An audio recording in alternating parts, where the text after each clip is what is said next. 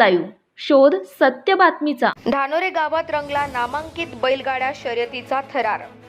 शिरूर तालुक्यातील धानोरे या गावामध्ये श्री दत्त जयंतीचे औचित्य साधून भव्य बैलगाडा शर्यतीचे आयोजन करण्यात आले होते।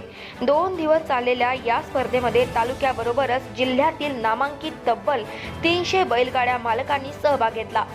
विजेत्या बैलगाड्या मालकांना यंदा बक्षिसाची मोठ्या प्रमाणात उधळण करण्यात आली। फायनलमध्ये झालेल्या शर्यतीत चुरूस पाहायला मिळाली।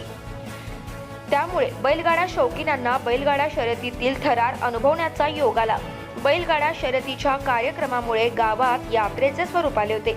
सदर बैलगाडा घाट दुरुस्तीसाठी पुणे जिल्हा नियोजन समितीचे सदस्य रवींद्र काळे यांनी भेट देऊन 15 लाख रुपयांचा धनादेश सुपूर्द केला। उद्योजक हरीश शेठ येवले पाटील यांच्याकडून 1,25,000चा धनादेश देण्यात आला।